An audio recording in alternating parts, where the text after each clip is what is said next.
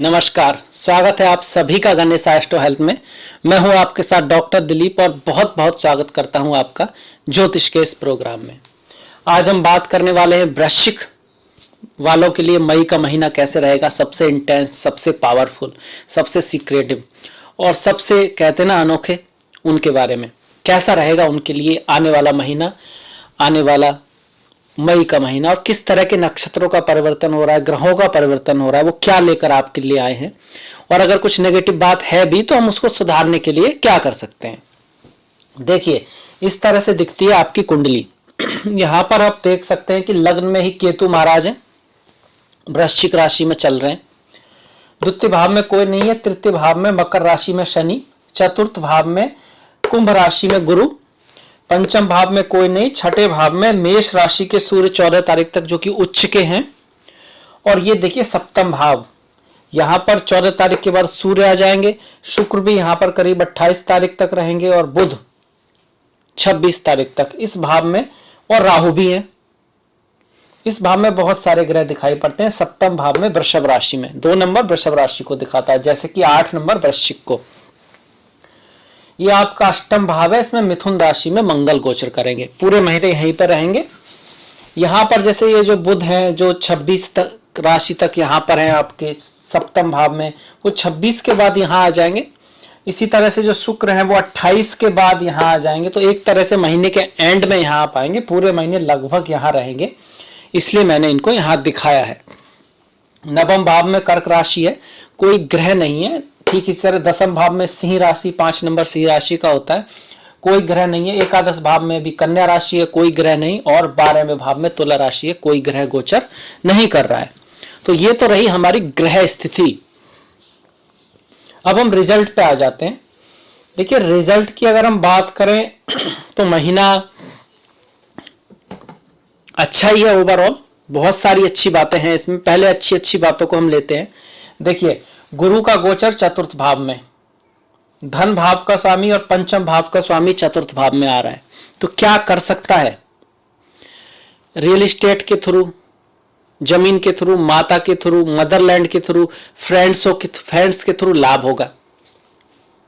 कार्य में पद प्रतिष्ठा प्रमोशन में वृद्धि होगी।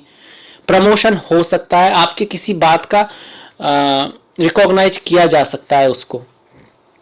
जैसे कि आप किसी चीज के लिए ट्राई कर रहे थे और आपका कोई किसी तरह का आपका कोई प्रोजेक्ट था या कोई आप कुछ काम कर रहे थे, तो उसको रिकॉग्नाइजेशन मिल सकता है, फेम मिल सकता है। घर, गाड़ी, भूमि, वाहन खरीदने का योग बनता है। गुरु की यहां से दृष्टि माता के साथ संबंधों में सुधार, उनके साथ थोड़ा कम्युनिकेशन बढ़े, इस बात को भी दिखाती है। दोस्तों में, फ्रेंड सर्किल में भी आपकी इज्जत बढ़ सकती है, आपकी जो स्थिति है वो सुदृढ़ हो सकती है। हालांकि चेंज ऑफ प्लेस को यहाँ को दिखा रहा है कि चेंज ऑफ प्लेस या चेंज ऑफ जॉब का थोड़ा बहुत चांस यहाँ पे है। गुरु की दृष्टि, क्योंकि आपके पिता के राशि पर, पंचम जो राशि होती है ये कहीं ना कहीं पिता से जुड़ी होती है, क्योंकि इस राशि का स्वामी सूर्य होता है और सूर्य पिता है, चंद्रमा माता है। तो पिता की लाइफ में कुछ उतार चढ़ाव आ सकते हैं। जहां तक है अच्छा चढ़ाव आएगा, अच्छी बात होगी। आपके कार्य में भी ट्रांसफर हो सकता है या कुछ चेंज आ सकता है। पॉजिटिव चेंज आने के ज्यादा चांसेस है अगर गुरु की दशा महादशा है और गुरु आपकी कुंडली में अच्छे हैं तो। गुरु की यहां से 5वीं दृष्टि, देखिए गुरु की 3 दृष्टियां होती हैं, 5वीं, 7वीं और 9वीं। 7वीं दृष्टि सीधी अपोजिट भाव पर पड़ती है, तो वो तो यहां पर आ गई आपके 10वें भाव पर। पद प्रतिष्ठा प्रमोशन, समाज में स्थिति, तो उसमें वृद्धि का चांसेस है, कार्य में बढ़ने का चांसेस है, रेस्पॉन्सिबिलिटी और ज्यादा आने का चांसेस है। 5वीं दृष्टि जो पड़ेगी 1, 2, 3, 4, 5 अष्टम पर आएगी, जहां पर आपके लग्नेश बैठे हुए हैं, मंगल बैठे हुए हैं। ऐसे में अचानक धन प्राप्ति, लॉटरी का लग जाना, किसी अपने परिवार से बड़े पति पत्नी, मतलब ऐसे परिवार से शादी हो या प्रेमी प्रेमिका बने जो आपके परिवार से बड़ा हो आर्थिक रूप से, इस तरह की संभावना है। शादी के बाद कुछ बड़ा गिफ्ट मिलना, चाहे वो लड़की हो चाहे वो लड़का हो, क्योंकि ज्योतिष में इसका अंतर नहीं है, वो उसका चांसेस बनता है।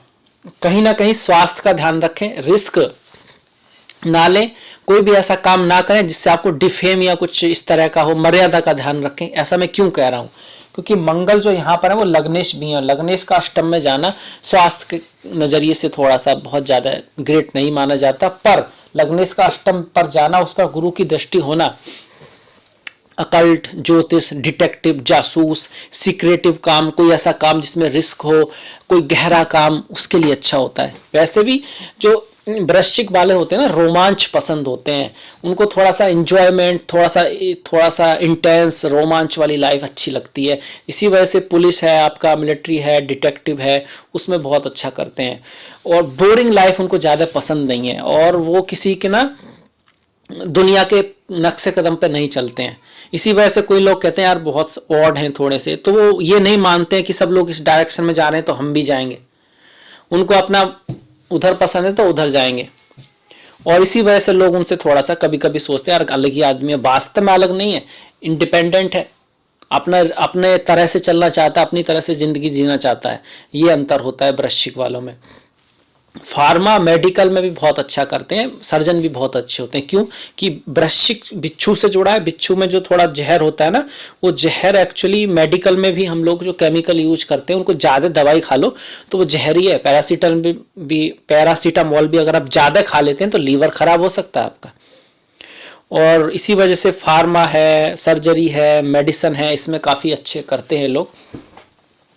लाइफ में अक्सर उनके थोड़ा बहुत कुछ ना कुछ सीक्रेट रहते हैं, या सीक्रेट चीज़ों में इनको इंटरेस्ट होता है। अकल्ट, एस्ट्रोलॉजी, ज्योतिष, काला जादू, मेडिसन, इस जन्म के बाद उस जन्म में क्या होता है, ऐसी बातें जिनको सीक्रेट समझा जाता है, उनमें इनका थोड़ा इंटरेस्ट रहता है। गुरु इसको बढ़ा रहे हैं। मोक्ष, समाधि, इन सब में किसी का इंटरेस्ट है, योगा, मेडिटेशन, तो उसको भी गुरु यहाँ पर बढ़ाने वाले हैं। गुरु की नवम दृष्टि 12वें भाव पर पड़ेगी। विदेश यात्रा, इंपोर्ट एक्सपोर्ट बढ़ने वाला है, यात्राएं बढ़ने वाली है, रिश्तों में थोड़ा सुधार आएगा, प्रेम संबंधों में सुधार आएगा, लोग एक दूसरे के पास आएंगे। प्रेम के लिए अच्छा महीना है, एक दूसरे को लोग प्रपोज करेंगे। जिनकी लाइफ में कुछ पति पत्नी में थोड़ा कटुता चल रही तो वहाँ मिठास आने की संभावना यहाँ पर बनती है। वैसे वृश्चिक लग्न वालों या राशि वालों का जो स्पाउस है उनसे थोड़ा सा अलग होता है। ये भी थोड़े से कई बार डोमिनेट होने की कोशिश कर सकते हैं प्यार की वजह से कि भाई मेरा है तो मेरी तरह से करना चाहिए। इंटेंस होते हैं, गुस्से की भावना इनमें रह सकती है, और बदला की भावना इनके अंदर होती है, तो उसको शांत करने की थोड़ा ज़रूरत है। अगर किसी ने इनके साथ बुरा किया तो फिर वृश्चिक वालों से बुरा फिर बड़ा मुश्किल है ढूंढना, तो बदले की भावना इनके अंदर रह सकती है।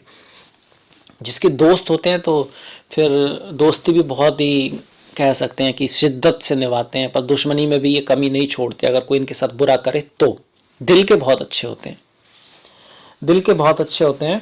इसके बाद देखिए, गुरु के बाद हम शनि की बात करें तो शनि जो है वो तृतीय भाव में अच्छे माने जाते हैं, शुभ माने जाते हैं। यहाँ पर शनि आपके पद प्रतिष्ठा प्रमोशन में वृद्धि करते हैं, समाज में आपकी ऑरा को बढ़ाते हैं। 1 2 3 4 5 6 कैरियर में आपको जॉब आदि में दिलाने की पॉसिबिलिटी बनाते हैं। अच्छा गोचर माना जाता है शनि का। अब यहाँ पर ये जो अच्छा फल है वो सभी को मिलेगा, क्योंकि सभी की चल रही है। 7.5 खत्म हुई है, बहुत सारे वेट कर रहे थे, फिर भी ऐसा क्यों नहीं हो रहा है। दशा महादशा किसकी चल रही है बहुत महत्वपूर्ण है। अगर किसी ऐसे ग्रह की दशा महादशा है जो 6 8 12 में है और अफ्लिक्टेड है, तो फिर शनि अपना रिजल्ट कहाँ दे पाएंगे। हाँ, कोशिश जरूर करेंगे। तो आपका जो जन्म का चार्ट है वो तो महत्वपूर्ण है, वही डिसाइड करेगा। हाँ, गोचर से थोड़ा आइडिया जरूर होगा कि शनि आपके फेवर में है। शनि की रेमेडीज की आपको जरूरत नहीं है, अच्छे में है। उसको बढ़ाने के लिए क्या कर सकते हैं, माता काली की पूजा, हनुमान जी की पूजा, गरीब लोग हैं उनका थोड़ा सम्मान। शनि मौत से जुड़े हुए हैं तो शमशान में कोई हेल्प, शनि हॉस्पिटल से जुड़े हुए हैं तो हॉस्पिटल में जो लोग काम करते हैं या मरीज लोग हैं, जो अपाहिज लोग हैं, उनसे कुछ उनकी कोई हेल्प। शनि जेल से जुड़े हुए हैं तो जेल में जो, चाहे वो जेल साहब हो या वहाँ की संस्था हो, यहाँ पर जो या जो कैदी हो, उन सब की भी कुछ हेल्प अगर करते हैं तो शनि और अच्छा आपको फल दे सकते हैं। बाकी शनि का गोचर आपके लिए पॉजिटिव है। आपकी जन्मपत्री में कैसे है डिपेंड करेगा कि आपको रिजल्ट कितना दे पाते हैं। गुरु की हमने देखिए 5वीं दृष्टि देखी, 7वीं देखी, 9वीं देखी। शनि की बात की, शनि की तीसरी दृष्टि 1 2 3 पंचम भाव पर है, 7वीं दृष्टि नवम भाव पर है, और शनि की 10वीं दृष्टि भी होती है तो 8 9 10 वो 12वें भाव पर है, 12th भाव पर है। तीसरी दृष्टि की बात करें जो पंचम भाव पर है, जहां पर 12वीं राशि है आपकी, यात्रा बढ़ सकती है, इंपोर्ट एक्सपोर्ट का चांस बढ़ सकता है, बाहर देश में यात्राओं का चांस यहाँ पे रहेगा आपका। बच्चों के साथ थोड़ा संबंधों में कटुता आ सकती है। हालांकि चूंकि गुरु अब चतुर्थ भाव में है तो शिक्षा के लिए तो अच्छा है, पर हार्ड वर्क से ही सफलता होगी, मेहनत से ही सफलता मिलेगी। जो करता है उसी को मिलता है। वैसे तो अब और भी ज्यादा ऐसा है कि जितना करेंगे उतना ही मिलेगा जब शिक्षा की बात है। ऐसा नहीं होगा कि आपने अगर 12 चैप्टर याद करने थे, आपने 4 ही किए तो उस 4 में से क्वेश्चन आ जाए। 12 चैप्टर याद करने थे, 12 ही किए तो हाँ आप क्वेश्चन आएंगे तो ऐसे आएंगे जो आप उनका आंसर कर सकें, उस तरह से आप ले सकते हैं। शनि की जो है यहाँ से नवम भाव पर दृष्टि, पिता का आपको साथ तो मिलेगा पर पिता की हेल्थ का थोड़ा दिक्कत रह सकती है। पिता का या गुरुओं का साथ मिलेगा, भाग्य आपका साथ देगा, पर उनसे मतभेद का चांस रह सकता है शनि की यहाँ से जो दृष्टि है उसकी वजह से। अगर आप इंपोर्ट एक्सपोर्ट का काम करते हैं, अगर आप विदेश में, अगर आप बाहर हैं तो यात्राओं का चांस है और बाहर के लाइफ के लिए अच्छा है। अदरवाइज थोड़ा सा खर्चा लाइफ में बना रहेगा। इनकम भी होगी, पोस्ट प्रमोशन भी होने का चांस है, पर कहीं ना कहीं खर्चा बना रहेगा। और मैरिज लाइफ के हिसाब से बहुत ज़्यादा पॉजिटिव शनि को नहीं कह सकते। सामाजिक लाइफ से ये शनि अच्छे हैं। इसके बाद आते हैं सूर्य के ऊपर। देखिए सूर्य उच्च के हैं, छठे भाव में। उच्च के सूर्य छठे भाव में अच्छे माने जाते हैं, रोग ऋण शत्रु का विनाश करते हैं। कोई बीमारी है तो वो ठीक हो सकती है, कहीं से ऋण लिया है तो वो उतर सकता है, और शत्रुता अगर किसी से आपकी चल रही है तो आपकी विजय हो सकती है, मुकदमे आदि में आपकी जीत होने का चांसेस बनता है। सूर्य आपके 10वें होकर छठे भाव में जा रहे हैं तो कार्य में टफनेस आ सकती है, कार्य में बदलाव आ सकता है, ट्रांसफर हो सकता है, और पर अल्टीमेटली वो ट्रांसफर आपके लिए लकी साबित हो, या फिर वो जो प्रॉब्लम आए आप उसको सॉल्व करके और भी आगे निकल जाएं, इस तरह की संभावना बनती है। सूर्य के ऑस्पिशियस रिजल्ट को बढ़ाने के लिए सूर्य देव की पूजा करें, उनको अर्घ दें, पानी उनको जल दें, उसमें थोड़ा सा सिंदूर या लाल पुष्प का यूज कर सकते हैं। ओम घृणी सूर्य आदित्य ओम, इस मंत्र का जाप कर सकते हैं। गायत्री मंत्र ओम भूर भुवस्वः तत्सवितुर्वरेण्यम भर्गो देवस्य धीमहि धियो यो न प्रचोदयात् का जाप भी आप कर सकते हैं। आदित्य हृदय स्त्रोत को पढ़ सकते हैं, सूर्य गायत्री पढ़ सकते हैं, जो आपको पसंद आए, दिल से आए उसका आप जाप कर सकते हैं, उससे सूर्य का और अच्छा रिजल्ट आएगा। वैसे तो सूर्य नमस्कार सभी को करना चाहिए, पर अगर सूर्य की दशा महादशा चल रही है तो और ज्यादा इंपॉर्टेंट हो जाता है। इसके साथ साथ अपने पिता और गुरुओं की इज्जत करें, उनके प्रति रेस्पेक्ट रखें। अगर आप अपने पिता या माता की रेस्पेक्ट नहीं करते हैं तो रेमेडी भी काम नहीं करेगी। सूर्य का सप्तम भाव में जाना 14 तारीख के बाद मैरिज लाइफ में थोड़ी सी गर्मा गर्मी कर सकता है। गर्मा गर्मी मतलब अगर सूर्य की दशा है तो आप फील करेंगे जैसे कि आपका जो पार्टनर है, जो आपका पति या पत्नी है, स्पाउस है, प्रेमी प्रेमिका है, वो थोड़ा सा चाहता है कि आप उसकी तरह से काम करें। वो चाहता है कि पहले उसको स्थान दिया जाए, तो ले लेने दीजिए, उनकी बात मान लीजिए, कोई बात नहीं है। वैसे भी ये सब कह सकते हैं आपस में ईगो की क्या जगह नहीं होनी चाहिए, लाइफ में ईगो की जगह नहीं होनी चाहिए, पर आपसी रिश्तों में तो बिल्कुल। अगर आप ऐसा करते हैं तो चीजें ठीक रहेंगी, क्योंकि शुक्र भी साथ दे रहे हैं आपका, सप्तमेश सप्तम में ही है, और साथ में एकादश जो है वो भी सप्तम में है। तो ऐसे में मैरिज लाइफ में फायदा हो सकता है, मैरिज से फायदा हो सकता है, पार्टनरशिप से फायदा हो सकता है, पार्टनर को फायदा हो सकता है, और बिजनेस के लिए अच्छा समय है। हालांकि उसमें कोई बदलाव आएगा जो आपके लिए अच्छा साबित होना चाहिए, पॉजिटिव बदलाव आने के चांसेस ज्यादा हैं बुध की वजह से, क्योंकि बुध जो है एकादश लाभ भाव का स्वामी जो है वो सप्तम में आ रहा है। मैरिज लाइफ में थोड़ा ट्रांसफॉर्मेशन आ सकता है, क्योंकि मैं जो बुध है वो आपके दोस्त नहीं है, मंगल के दोस्त नहीं है, पर दो ग्रह पॉजिटिव से ही है यहाँ पर, आपका पंचमेश दसमेश और आपका सप्तमेश सप्तम में है। तो एक बुध जो थोड़े से नेगेटिव हैं, तो ओवरऑल चीजें ठीक ही रहेंगी, चाहे वो मैरिज लाइफ हो, चाहे आपका बिजनेस हो, चाहे वो आपका जॉब हो। हाँ, अगर आप किसी फेम के फील्ड में हैं तो उसमें अचानक से आपको कोई बड़ी अच्छी न्यूज भी मिल सकती है। आपका काम पब्लिक से जुड़ा हुआ है, आप बहुत अच्छा कर सकते हैं उसमें, इस तरह के चांसेस। अब अगर आप अकाउंट्स में हैं, आपका कहीं ना कहीं डॉक्यूमेंट से जुड़ा काम है, बहुत अच्छा कर सकते हैं। मंगल की दृष्टि जो है, मंगल जो है वो अष्टम भाव में है। मंगल जो है सर्जरी से, फार्मा से, मेडिसिन से, इन सब से जुड़े हुए हैं। ऐसे में रिसर्च आदि के लिए अच्छा समय है, पर गुस्से का थोड़ा ख्याल रखें। आपकी वाणी कटु हो सकती है। आपका स्पाउस, पति पत्नी, प्रेमिका, वो थोड़ा सा गुस्से में रह सकता है, वो कुछ ऐसा कह सकता है जिसकी वजह से आप ऐसा रिएक्ट कर दें जो बहुत ज़्यादा अच्छा रिजल्ट ना लेकर आए। तो गुस्से का ध्यान रखें। वो बोलते हैं ना कि ऐसी बाणी बोलिए मन का आपा खोए, औरों को शीतल करे आपहु शीतल होए। बाणी का बहुत महत्व है। कहावत है कि जो कड़वा बोलता है तो उसका शहद भी नहीं बिकता। मतलब भले ही आप बहुत अच्छे हैं, ठीक हैं, पर शुरू में तो वाणी दिखाई देगी ना। आप जब किसी से बात करेंगे तो बहुत बड़ी चीज हो जाती है। आपको, आप कितने भी बुद्धिमान हो, बहुत अच्छे हो, आप में बहुत सारा ज्ञान बढ़ा हो, और आप किसी सभा में जाए पर आप में बदबू आ रही हो, तो ज्ञान तो जब दिखेगा ना, जब लोग आपके पास बैठ पाएंगे। वो बदबू से पहले ही भाग जाएंगे। तो वाणी भी उसी तरह है। हालांकि उसकी इंपॉर्टेंस है, ये नहीं कि सबसे इंपॉर्टेंट है, सबसे अंतर अंदर का ज्ञान वो ज्यादा है, पर वो दिखेगा तो तब ना, जब आप वो वहां तक पहुंचेगी बात। तो ठीक उसी तरह से वाणी का बहुत महत्व है। और इसको आत्मिक कर्म भी कहा गया है। आत्मिक कर्म मतलब ये कर्म में काउंट होता है। जो आप सोचते हैं, जो आप बातें करते हैं, जो कहते हैं, और आप जो फिजिकली करते हैं, तीनों ही कर्म है। ऐसा नहीं है कि जो आप करते हैं वही कर्म है। एक बार की बात है, जब भगवान बुद्ध के समय की बात है ये, एक राजा जो थे वो जब जा रहे थे तो उनको ऐसा लगता था, जब किसी दुकान के सामने से गुजरते थे, कि इस दुकान वाले को ना मुझको सजा देनी है। क्यों? तो उनका मन करता था, उनके समझ में नहीं आता था। तो वो इस बात को लेकर भगवान बुद्ध के पास गए। तो उन्होंने बताया कि देखिए, कर्म वही नहीं होता कि जो आप करते हैं, वो भी होता है जो सोचता है। किसी कारणवश वो जो दुकान वाला है उसकी भावनाएं आपके प्रति अच्छी नहीं है, तो अगर आप उसके यहाँ कुछ उपहार या कुछ ऐसा करते हैं ताकि उसकी अच्छी भावनाएं हो जाएं, तो आप देखिएगा आपका मन, ये जो बातें खत्म हो जाएंगी। तो राजा ने ऐसा ही किया। उसकी जो दुकान से कुछ ऑर्डर मंगवाए अपने लिए, उनको बहुत चीज़ों की जरूरत थी। उसने महसूस किया कि बहुत दिनों से उसने उस दुकान से कुछ नहीं लिया, आसपास वालों से लेता रहता था।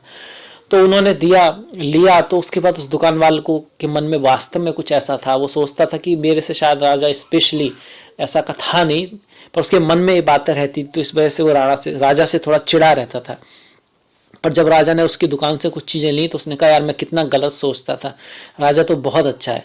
और उसके बाद से राजा ने कहा कि अब मेरे साथ ऐसा नहीं होता। तो ये कहानी बताती है कि हमारी सोच का भी महत्व है। ये नहीं कि हम जो करते हैं, अगर हम लोगों के प्रति नेगेटिव भावनाएं रखते हैं, जो आपके दोस्त हो सकते हैं, अच्छे हो सकते हैं, आपके फैमिली के हो सकते हैं, तो ये गलत है, ये गलत काम है।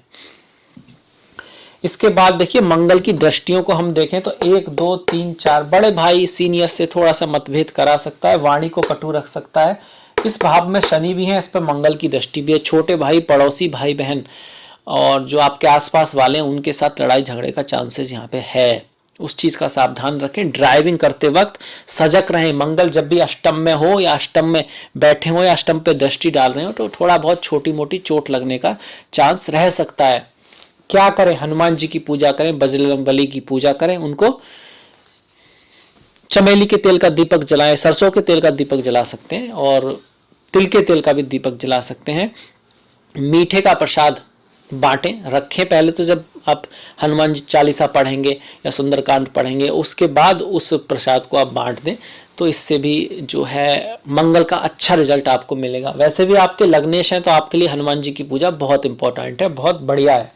हमने शनि की बात की, गुरु की बात की, सूर्य और बुध की भी बात की। शुक्र की थोड़ा बात करें। देखिए, शुक्र सप्तम में ही है, तो शादी विवाह के लिए, प्रेम के लिए, रोमांस के लिए अच्छा समय। अगर किसी की शुक्र की दशा महादशा है और कुंडली में शुक्र की स्थिति अच्छी होनी चाहिए, मजबूत होनी चाहिए, तभी ये सब मिलेगा। तो ये यहाँ पर शुक्र मालव्य नाम का महापुरुष योग बना रहे हैं, तो बहुत सारी फेम, बहुत सारा पैसा, बहुत सारा धन आपके जीवन में आ सकता है। किसी बहुत ही खूबसूरत व्यक्ति या धनी व्यक्ति से आपकी शादी वादी हो सकती है। फॉरेन जाने का अगर आपका सपना था, वो सच हो सकता है। आपका पार्टनर कहीं दूर देश से हो, दूसरे कल्चर का हो, इस बात की संभावना बहुत ज़्यादा बढ़ जाती है, क्योंकि 12th लॉर्ड यहाँ पर आ रहा है। अपने पार्टनर के ऊपर खर्चा हो सकता है। आप अपने स्पाउस के ऊपर कोई गिफ्ट खरीदें या उसके साथ कहीं घूमने जाएं, या परिवार के ऊपर कोई बड़ा खर्च हो सकता है। आप अपने बिजनेस में कोई बड़ा चेंज ला सकते हैं, उसके ऊपर बहुत खर्चा करने के बारे में सोच सकते हैं। इस तरह के योग भी यहाँ पर बने हुए हैं। धन बढ़ेगा, पैसा आएगा, बैंक बैलेंस बढ़ेगा, ये सब भी यहाँ पर योग है जिसका शुक्र की दशा महादशा है और शुक्र कुंडली में शुभ है, अच्छे हैं। ऐसा ना हो कि शुक्र 6, 8, 12 में हो और शुक्र पर मंगल शनि की दृष्टि पड़ रही हो, तब फिर उसका गोचर कुछ कर नहीं पाएगा। जन्म कुंडली में मजबूत होना चाहिए, तभी उसका रिजल्ट आएगा। यही कारण है कि करोड़ों वृश्चिक वालों का ऐसा नहीं है कि सबका अच्छा शुक्र लेकर आएंगे, उन्हीं का लाएंगे जिनकी कुंडली में शुक्र अच्छे हो, बढ़िया हो। ठीक इसी तरह से अगर कुंडली में गुरु अच्छे हैं तो फिर पद प्रतिष्ठा प्रमोशन होने से कोई नहीं रोक सकता। मंगल की स्थिति फिलहाल गोचर में बहुत ज्यादा अच्छी नहीं है, तो अगर मंगल अच्छे भी हों तब भी मंगल कुछ खास नहीं करेंगे। गोचर का महत्व यह है कि इस मंगल का इंतजार करना होगा कि जब वो निकल कर दशम में आएंगे, 11 में आएंगे, तब आपके अच्छे मंगल आपको रिजल्ट दे पाएंगे। तो यहाँ गोचर का महत्व आ जाता है कुंडली के साथ साथ। ठीक इसी तरह सूर्य आपके अच्छे चल रहे हैं, सूर्य का जो गोचर है यहाँ छठे में अच्छा माना जाता है, सप्तम में भी 10वें इसका सप्तम में आना ठीक ही है पोस्ट पोजीशन कैरियर की दृष्टि से। तो सूर्य की अगर स्थिति अच्छी है तो प्रमोशन, पद प्रतिष्ठा, शादी वगैरह का योग बनता है। अगर सूर्य आपकी दशा चल रही है और इस तरह के सूर्य है तो आपको जो स्पाउस मिलेगा वो थोड़ा सा राजा टाइप मिलेगा, थोड़ा सा डोमिनेटिंग टाइप मिलेगा, जो चाहेगा कि आप उसकी तरह से काम करें, पर रॉयल होगा, रॉयल होगा और लॉयल भी होगा। तो मतलब आपके लिए अच्छा भी है एक तरह से कि वो आपका नाम बड़ा कर सकता है, वो कुछ लाइफ में करने वाला, आगे बढ़ने वाला होगा, और थोड़ा सा कम सुनने वाला होगा, ये माइनस भी है। तो दोनों ही चीजें यहाँ पर आपको देखने को मिलेंगी। अब बात करते हैं राहु केतु की। राहु सप्तम में है। भ्रम से बचिए, मतभेद से बचिए, धुएं से बचिए, शक से बचिए, शक से बचिए, और क्या कह सकते हैं आजकल जो चलता है गॉसिप से बचिए। राहु भ्रम में डालकर, गॉसिप में डालकर फालतू की बातों से आपका, आपके पार्टनर का, प्रेमी प्रेमिका का झगड़ा करा सकते हैं। कोई भी बात को ऐसे ही ना मान लीजिए, जब तक कि आप उसको आंखों से देख नहीं लेते थे, कानों से सुन नहीं लेते, उसके बाद भी उसकी रियलिटी जान नहीं लेते। कई बार आंखों का देखा और कानों का सुना भी झूठ हो जाता है, क्योंकि दिखता कुछ और है पर उसका जो कारण है, वो जो चीज है आपको पता नहीं होती। तो आप अपने दिमाग से सोचते हैं कि ये शायद इसलिए हो रहा होगा, पर वो हो कुछ और तरीके से रहा होता है और वजह से रहा होता है, और इसी वजह से आप उसकी असलियत से दूर हो जाते हैं और वो चीज आपस में लड़ाई झगड़ा करा सकती है। तो पूर्ण जानकारी के बाद ही राहु यहाँ पर आपकी किसी फॉरेनर से शादी करा सकते हैं, दूसरी शादी के लिए हेल्पफुल है। जिनकी शादी पहले से चल रही है तो राहु यहाँ थोड़ा सा मिस अंडरस्टैंडिंग कराने की कोशिश करेंगे। तो देखिए, एक ही राशि में लोगों के लिए अलग अलग चीजें आ रही हैं, क्योंकि सबका जन्म अलग अलग जगह हुआ है, सबकी अलग अलग दशा महादशा चल रही है। जिनके शुक्र है उनके लिए प्रेम का समय है, मिलान का समय है और धन आदि का समय। जिनका राहु का चल रहा है, राहु की स्थिति कुंडली में भी ऐसी है, तो फिर लड़ाई झगड़े का भी हो सकता है, वो बात डाइवोर्स तक भी पहुंच सकती है। एक ही उसमें दोनों डिपेंड किस पर कर रहा है, आपकी जन्म कुंडली पर। भैया उसमें क्या लिखा है, प्रारब्ध तो उसी में है। इसके बाद देखिए राहु की जो दृष्टियां हैं, 1, 2, 3, 4, 5, बड़े भाई आदि से भी थोड़ा मिसअंडरस्टैंडिंग करा सकते हैं। लाभ को थोड़ा राहु कम करने वाले हैं। केतु समझ में नहीं आएगा करना क्या है, होना क्या है, खोए खोए से महसूस करेंगे। जहां जॉब है वहां मन नहीं लगेगा, और अध्यात्म की तरफ मन लगाना अच्छा है, योगा मेडिटेशन के लिए अच्छा है, पर पारिवारिक जीवन के लिए और सांसारिक जीवन के लिए केतु यहाँ एक मतभेद सही बना के रखेंगे। मन कुछ करेगा, दिल कुछ कहेगा, इस तरह की बातें रहेंगी। क्या करें, भगवान श्री गणेश की पूजा करें, योगा मेडिटेशन करें, ज्ञान भरी किताबें पढ़ें, ज्ञान भरे वीडियो देखें। उससे आपको आध्यात्मिक लाइफ में तो सफलता मिलेगी ही, संसार की लाइफ में भी सफलता मिलेगी। राहु की जो दृष्टि है वो 7, 8, 9 इस भाव पर भी आ रही है। यहाँ पर राहु की दृष्टि आ रही है ये, और मंगल की भी दृष्टि आ रही है, और शनि भी यहाँ पर बैठे हैं। छोटे भाई बहन पड़ोसी से लड़ाई झगड़ा होने का चांसेस है। आपका कम्युनिकेशन थोड़ा सा अजीब हो सकता है, उससे कुछ नेगेटिव रिजल्ट आ सकता है। जब भी कोई ब्लॉग लिखते हैं, आप कमेंट करते हैं, तो इस बात का ध्यान रखें, बहुत ज़्यादा नेगेटिव ना हो, कुछ ऐसा ना हो जिससे आपके लिए कोई प्रॉब्लम क्रिएट हो जाए। इस बात का ध्यान रखें, कम्युनिकेशन का ध्यान रखें। छोटे भाई बहन के साथ, पड़ोसियों के साथ जहाँ तक हो सके बना के रखने की कोशिश करें। अगर किसी की राहु की दशा है और रिजल्ट अच्छे नहीं आ रहे हैं तो माता दुर्गा की पूजा करें, दुर्गा सप्तशती का पाठ करें। केतु की दशा है और रिजल्ट अच्छे नहीं आ रहे हैं तो भगवान श्री गणेश का पाठ करें, गुरुओं का आदर करें, गुरुवार को मंदिर में होकर आएं, 5-10 मिनट प्रभु के प्रति कृतज्ञ हो, जो आपके पास है उसके लिए कृतज्ञ हो, जो नहीं है वो उसकी बात ठीक है, पर जो पहले है उसके लिए उनके लिए कृतज्ञता तो दें, जो ईश्वर ने दिया है उसके प्रति थैंक तो बोलें, जो नहीं है उसको भी आप मांग सकते हैं। पॉजिटिव रहें। इसके साथ देखिए शनि की अगर किसी की दशा महादशा बहुत ज़्यादा शुभ नहीं चल रही है, हालांकि गोचर अच्छा है, तो माता काली की पूजा आपके लिए विशेष है। इसके साथ साथ शनिवार वाले दिन शनि का संबंध आयु से होता है, तो हॉस्पिटल में आप हॉस्पिटल और हेल्थ से होता है, वहाँ हेल्प करा सकते हैं। मृत्यु से होता है तो शमशान में आप हेल्प करा सकते हैं। वृद्धों से होता है तो वृद्धाश्रम में, और जो लोग कमज़ोर हैं जिनका कोई नहीं है तो अनाथालय में, और जो गरीब लोग हैं जो साफ़ सफाई करने वाले हैं, जो आपके नौकर हैं, उनकी हेल्प करें। उनको कुछ पैसे से हेल्प कर सकते हैं, फिजिकल हेल्प कर सकते हैं, एडवाइस हेल्प कर सकते हैं। उनके प्रति अच्छा व्यवहार और स्वभाव रखेंगे तो शनि आपका पॉजिटिव रिजल्ट देंगे। अगर कुंडली में नेगेटिव भी है तो लगातार अगर आप ऐसा करेंगे तो थोड़ा सा पॉजिटिव रिजल्ट देने लगेंगे। इसी के साथ साथ झूठ चोरी सबसे अलग रहें, सत्यनिष्ठा, प्लान बनाएं, मेहनत करें, कोशिश करें तो शनि फिर अच्छा रिजल्ट देने लगते हैं। हालांकि मेहनत बहुत कराएंगे अगर शनि अच्छे नहीं है, पर फिर बाद में अच्छा रिजल्ट भी देंगे। तो ये रहे आपके सारे के सारे ग्रह और उनकी क्या हम कर सकते हैं। इसके बाद हम इस महीने के त्योहार की भी बात कर लेते हैं। देखिए 14 मई की अक्षय तृतीया है, बहुत शुभ मुहूर्त है, बहुत अच्छा दिन है। किसी चीज़ की आपको शुरुआत करनी है, कोई नई चीज़ खरीदनी है, चाहे ज़मीन खरीदनी हो, गाड़ी खरीदनी हो, कुछ नया प्रोजेक्ट तैयार करना हो, कुछ नया कोई भी आपका कोई काम हो, प्लानिंग करनी हो, तो वो 14 मई को आप कर सकते हैं। 26 तारीख का ग्रहण है, तो उस दिन कोई बहुत बड़ा निर्णय ना लें। पूजा के लिए, मंत्र सिद्धि के लिए, दान के लिए समय अच्छा है। प्रदोष व्रत 9 और 24 तारीख का प्रदोष व्रत है, भगवान भोलेनाथ का, साक्षात परमेश्वर भोलेनाथ का व्रत है, तो आप व्रत रखें। जिनका चंद्रमा एफ्लिक्टेड है, शनि या पितृदोष है या फिर काल सर्प है, तो शिव जी के लिए विशेष पूजा की जाती है। राहु केतु के लिए भी, क्योंकि उनके नाग में वो गर्दन पर ही सर्प है, इस वजह से भी। और वैसे भी भगवान भोलेनाथ की तो आप हर चीज़ में पूजा कर सकते हैं। अगर हम बात करें एकादशी की, तो 7 मई की वर्णोत्थनी एकादशी है और 23 तारीख की मोहिनी एकादशी है। वर्णोत्थनी जो एकादशी है वो कर्मों के मामले में है कि कर्म बहुत महत्वपूर्ण है, संसार कर्म प्रधान है, और अगर आपने कोई कर्म किया है तो उसका रिजल्ट आपको मिलता ही है।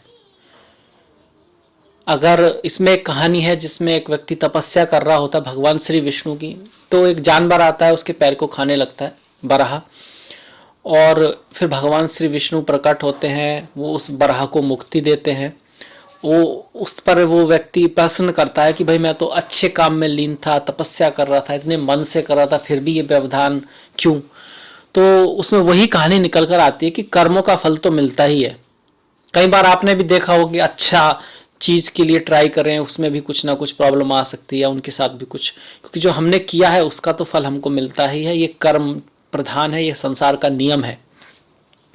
उसके बाद प्रभु एकादशी का व्रत बताते हैं। इसका अर्थ यहाँ से यही है, कहीं तक अगर सच्चे दिल से, सच्चे मन से अगर व्यक्ति प्रभु की शरण में जाता है, भक्ति में जाता है और अपने कर्मों को सुधार लेता है, सिर्फ भक्ति नहीं, क्योंकि उसका तो मन ही पवित्र हो गया तो गलत काम कैसे कर सकता है, तो फिर प्रभु उसको माफ कर देते हैं।